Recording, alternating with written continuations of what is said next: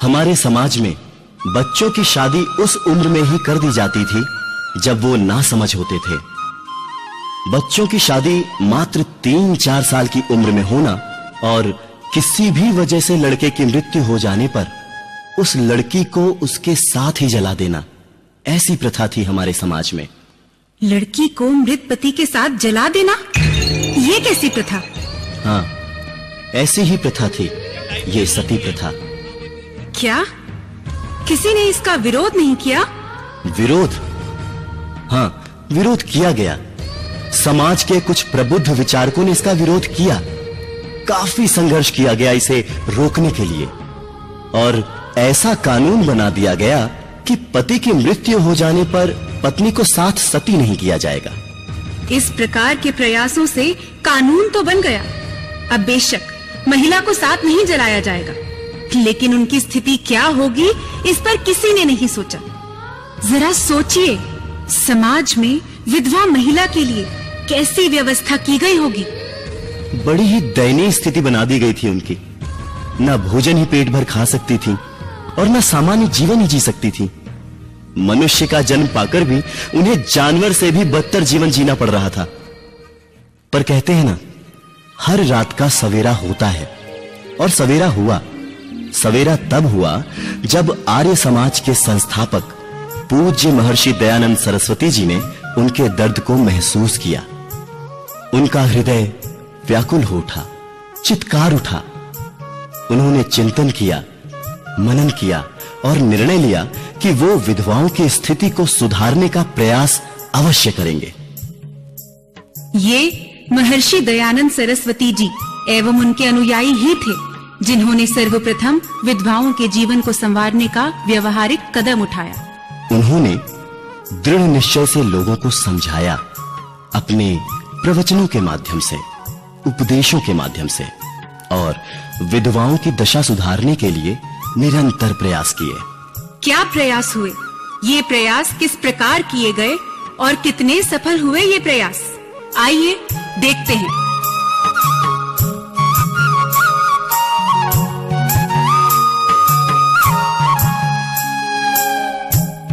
सभा चल रही है, उपदेशक उपदेश दे रहे हैं, लोग बड़े ध्यान से सुन रहे हैं।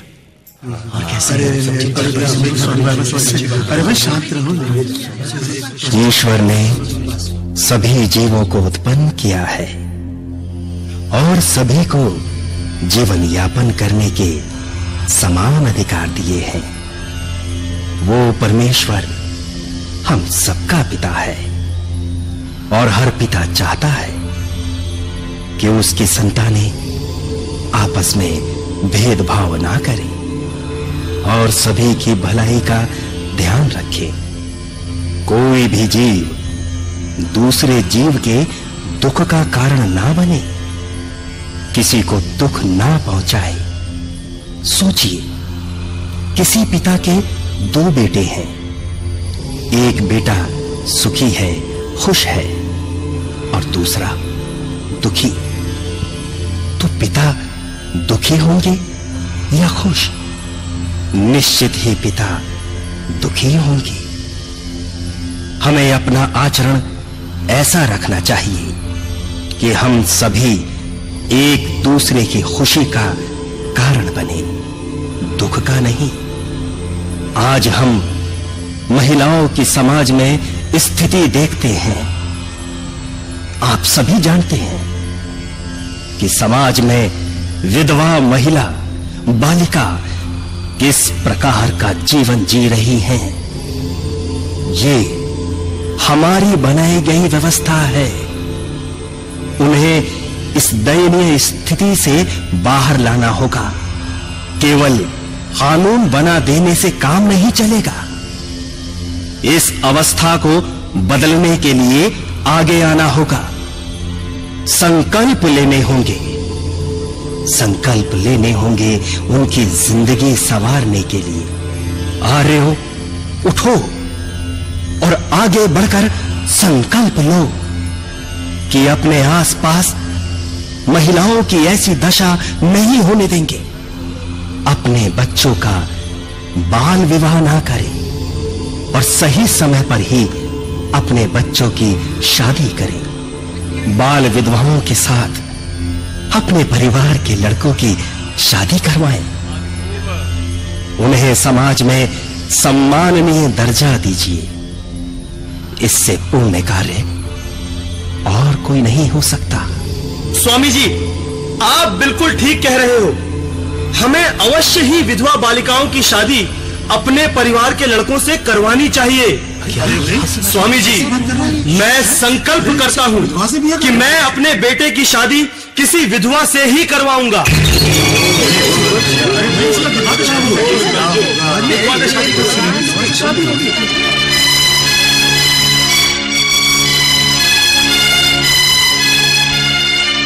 सभा समाप्त होती है और सभी अपने घर को लौट जाते हैं।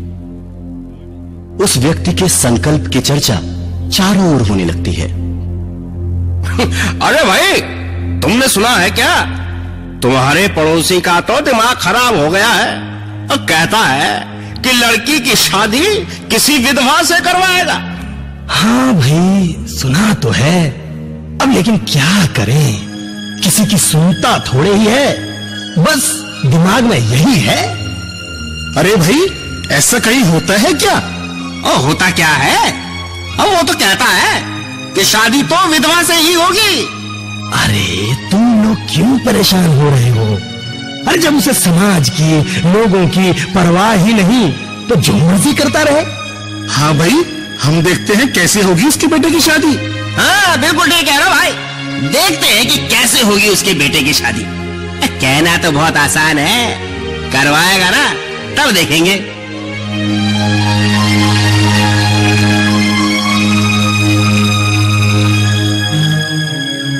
और इस तरह लोगों के बीच उस सज्जन के संकल्प की चर्चा जारी रही और दूसरी तरफ उनके बेटे की शादी के रिश्ते आने शुरू हो जाते हैं। लेकिन जो भी रिश्ते आते हैं वो उन्हें अपने संकल्प के बारे में बता देते हैं। इन्हीं प्रतिष्ठित आर्य महानुभाव के पास एक दिन एक सज्जन पहुंचते हैं।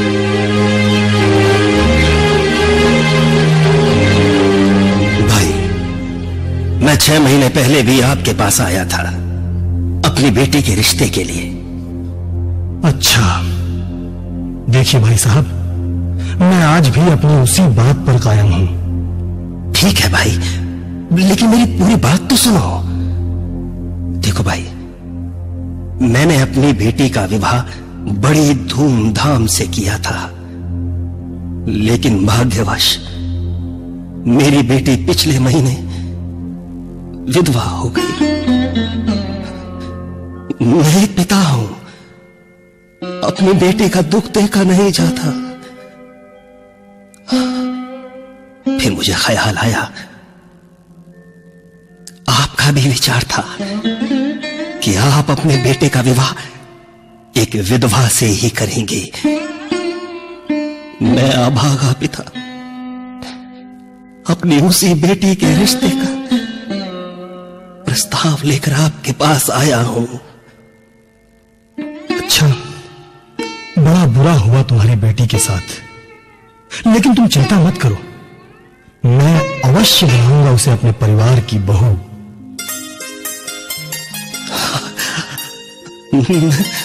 मैं कैसे आपका शुक्रिया अदा करूं? बहुत बहुत बड़ी कृपा होगी आपकी, बहुत बड़ी कृपा होगी आपकी मुझ पर और मेरी बेटी पर। धन्यवाद, धन्यवाद।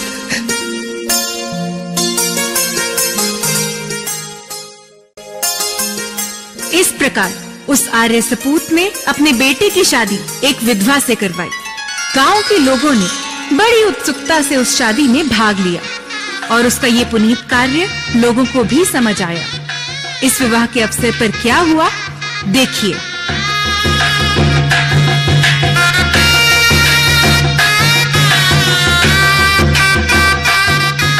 भाई, तुमने ये शादी करवाकर समाज में एक मिसाल कायम की है। तुम सही मायने में आर्य हो, जो अपनी ही नहीं बल्कि सभी की तरक्की और खुशहाली के बारे में सोच सकता है। मुझे भी गर्व है आर्य समाजी होने पर। आज इस यज्ञ वेदी पर मैं भी संकल्प करता हूं कि मैं भी अपने बेटे की शादी किसी विधवा से ही करवाऊंगा।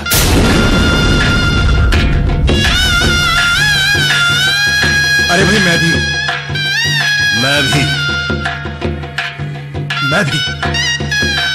अरे भाई मैं भी अपने बेटे का विवाह विधवा से कराऊंगा। इसी प्रकार 11 लोगों ने उसी विवाह के अवसर पर ऐसा ही संकल्प किया था, और संकल्प ही नहीं किया था बल्कि समाज, घर परिवार सभी के विरोध के बाद भी उसे पूरा करवाया। उसी शादी के मंडप में संकल्प लेकर जब लोग घर वापस आ रहे थे तो एक व्यक्ति ने पूछा, भाई तुमने संकल्प तो कर लिया, पर तुम्हारा बड़ा भाई मानेगा तुम्हारी बात? हाँ हाँ, क्यों नहीं मानेंगे मेरे भाई साहब, वो तो बड़े ही विवेकशील हैं। वो मेरी बात को समझेंगे और मेरे संकल्प को भी पूरा करवाएंगे। अच्छा, और तुम्हारा बेटा वो तैयार होगा ऐसे विवाह के लिए? तुम मेरे बेटे को नहीं जानते, वो आर्य समाजी है, एक आर्य समाजी की संतान है। वो संस्कारी है, मेरी बात का मान वो जरूर रखेगा।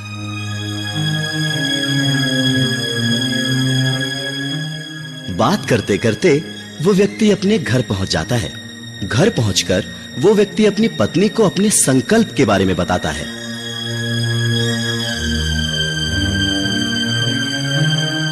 आप आ गए जी। देखो, आज आपके लाडले की परीक्षा का परिणाम भी आ गया है। वो कहता है अव्वल आया है। मैं तो आज बहुत ही खुश हूँ जी। अच्छा, हमारा बेटा अव्वल आया है? ये तो है ही खुशी की बात। कितना होनहार है हमारा बेटा। हाँ? अच्छा सुनो, भगवान, तुम्हें पता है मैं लाला जी के यहाँ उनके बेटे की शादी में गया था।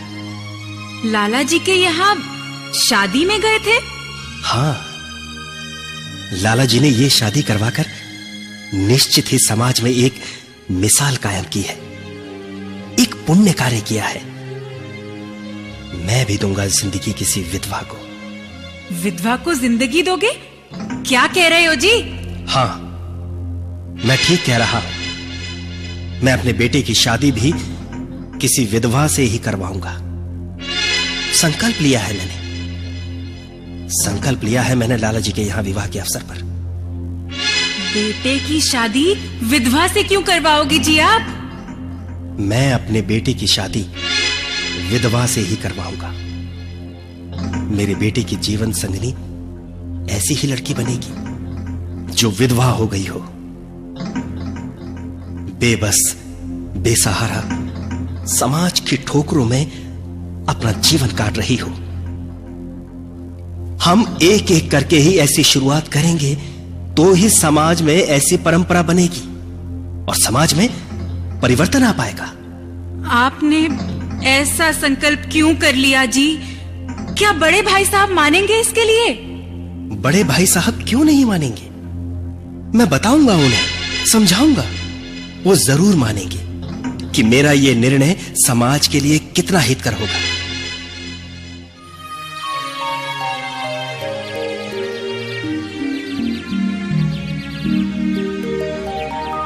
नमस्ते भाई साहब। नमस्ते भाई, नमस्ते। हो आया शादी में? करवा आया लाला जी के लड़के की शादी? हाँ भाई साहब, शादी हो गई। अच्छा भाई, वहां विरोध तो बहुत हुआ होगा, सरपंच जी नहीं आए होंगे? नहीं भाई साहब, सरपंच जी आए थे। हैं? फिर भी शादी हो गई? भाई साहब, जब कोई व्यक्ति दृढ़ संकल्पी हो तो उस पर अन्य किसी के विरोध से क्या फर्क पड़ता है? मतलब सरपंच जी के रहते हुए ये शादी हो गई? हाँ भाई साहब, सरपंच जी की उपस्थिति में शादी हुई थी और शादी होते ही आज भी 11 लोगों ने संकल्प कर लिया, वो भी अपने परिवार में कम से कम एक लड़के की शादी किसी विधवा से करवाएंगे। अच्छा, ये कैसे हो गया? लोगों को समझ आ गया भाई साहब कि सही और हितकर क्या होगा, इसीलिए ऐसा हुआ। भाई साहब, इस अवसर पर मैंने भी ऐसी ही प्रतिज्ञा की है कि मैं भी अपने लाडले का विवाह किसी विधवा कन्या से ही करवाऊंगा। अरे तेरा दिमाग तो सही है, लड़के की शादी विधवा से ही करवानी है? क्यों? अरे क्या कमी है हमारे लड़के में, हमारे घर में, जो तुम एक विधवा को घर की बहू बनाकर लाओगे? भाई साहब, हमारे बेटे में कुछ कमी हो ऐसा तो सवाल ही नहीं उठता। आपके आशीर्वाद से घर में कोई भी कमी नहीं है, लेकिन मैंने समाज के हित में यह संकल्प किया है। कान खोल के सुन ले छोटे, मैं ऐसा नहीं होने दूंगा। मैं तुझसे बिल्कुल भी सहमत नहीं हूं। अरे क्या कहेंगे लोग, क्या सोचेंगे? अरे विधवा या दूज वर से तो उसकी शादी या रिश्ता किया जाता है जिस बालक में कोई कमी हो। हमारा एक ही बेटा है और वो भी गांव में सबसे होनहार, फिर उसका विवाह हम किसी विधवा से करवाएं? नहीं नहीं, भूल जा इस बात को। भाई साहब, भाई साहब, भाई साहब, मैं इसकी शादी विधवा से करवाकर एक मिसाल कायम करूंगा और आप देख लेना, मैं अपना संकल्प जरूर पूरा करूंगा।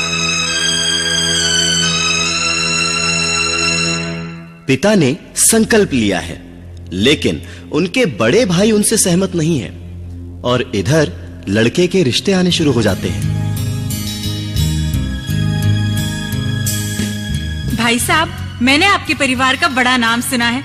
आपका बेटा भी बड़ा मेहनती है और व्यापार में भी आपका हाथ बटा रहा है। ईश्वर की कृपा है सब। कहिए, आपका कैसे आना हुआ? जी, मेरी बेटी बड़ी गुणी है, सुशील है और संस्कारी भी है। देखिए बहन जी, अगर आप मेरे बेटे के रिश्ते के लिए आई हैं, तो वो नहीं हो सकता।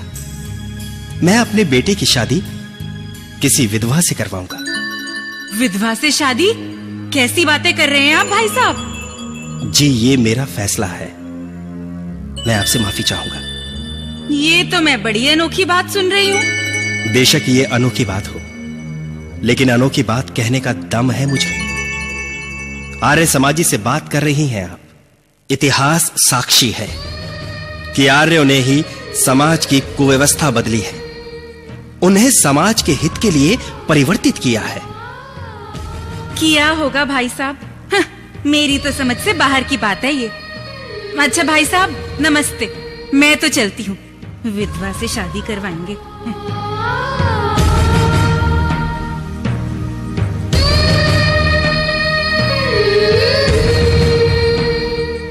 रिश्ते वाली लौट जाती है। धीरे धीरे बात चारों ओर फैल जाती है। वो लड़का व्यापार के सिलसिले में दिल्ली आता रहता था और एक आर्य समाजी सेठ के साथ भी उसका व्यापार था। सेठ जी उससे कई बार मिले और एक दिन उससे पूछ लिया,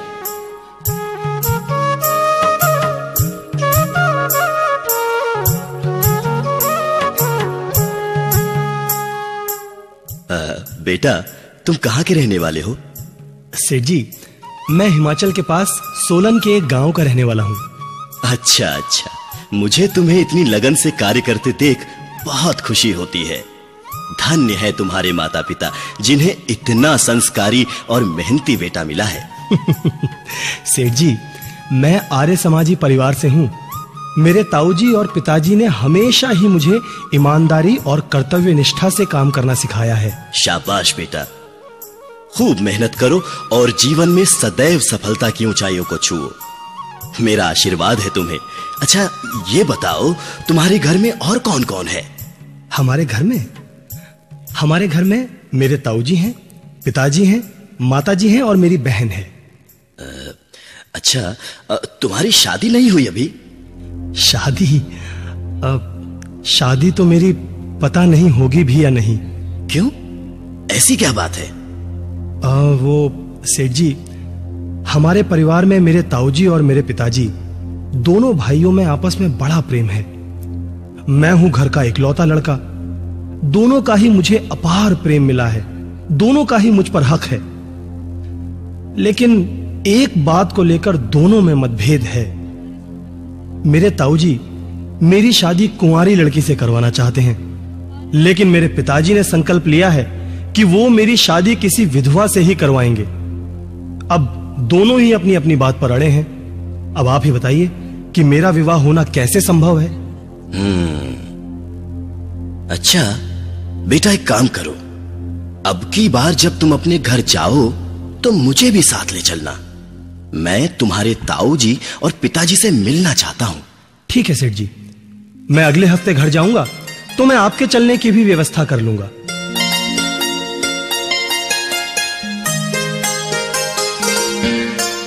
सेठ जी लड़के के साथ उसके घर पहुंचते हैं। ताऊजी प्रणाम। जीते रहो बेटा। प्रणाम पिताजी। जीते रहो बेटा। पिताजी, सेठ जी दिल्ली से आप लोगों से मिलने आए हैं। अच्छा, आइए सेठ जी, पधारिए, आपका स्वागत है। धन्यवाद। बैठिए। भाई साहब, आपका बेटा मेरे पास पिछले कई दिनों से व्यापार के लिए आता रहता है। बड़ा ही संस्कारी है। हमें अपने बेटे पर गर्व है सेठ जी। हमारा तो सारा काम इसी ने संभाल रखा है। भाई साहब, मुझे इसकी शादी के लिए आपके संकल्प के बारे में पता लगा। बड़ी खुशी हुई ये जानकर कि आज भी आप जैसे सज्जन समाज को परिवर्तित करने की बात करने का साहस रखते हैं और अपने घर से इसकी पहल भी करने का संकल्प है आपका। सुनो सेठ जी, ऐसा कुछ नहीं होगा।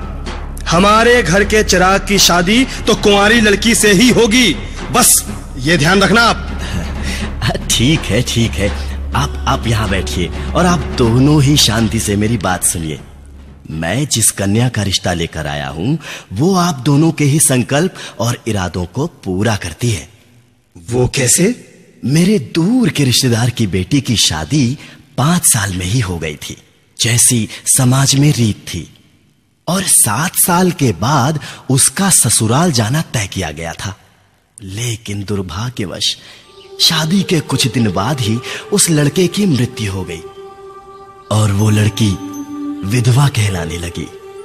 छोटी सी बच्ची को बड़ी ही दयनीय स्थिति में रखा जाने लगा। एक बार मैं गया हुआ था वहां पे, मुझसे उसकी दयनीय स्थिति देखी नहीं गई। मैं आर्य समाजी हूं और उस लड़की की अवस्था को सुधारने का जिम्मा मैंने लिया।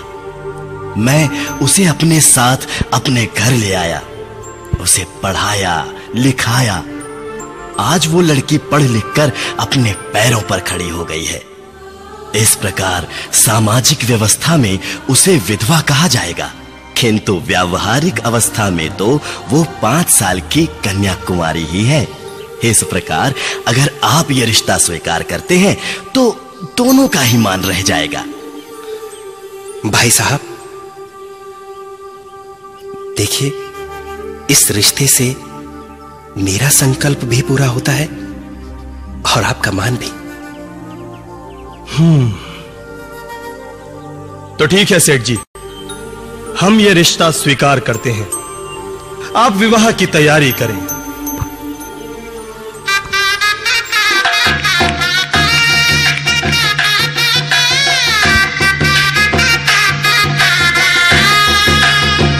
इस तरह उन दोनों की शादी संपन्न हुई और उस कन्या को जीवन साथी के रूप में एक योग्य व्यक्ति मिला। ऐसे ही एक एक करके सैकड़ों आर्य समाजी परिवारों ने विधवा उद्धार करने में महत्वपूर्ण भूमिका निभाई और समाज की सोच में बदलाव का जो काम कानून न कर सका, उसे आर्य समाजियों ने अपने व्यवहारिक जीवन में अपनाकर सामाजिक विद्रोह और विरोध सहकर भी पूरा करके दिखाया। आज सारा समाज गवाह है कि इस देश में जो अवस्था आज से 100 वर्ष पहले विधवाओं की थी, आर्य समाज के आंदोलन के कारण उसमें जबरदस्त बदलाव आ गया है। लेकिन अभी भी बहुत सी बुराइयों के प्रति लड़ना शेष है। तो आइए हम सब मिलकर संकल्प करें कि इन बुराइयों के खिलाफ हमेशा लड़ते रहेंगे। जोरदार तालियों द्वारा अभिनंदन करते हैं और धन्यवाद।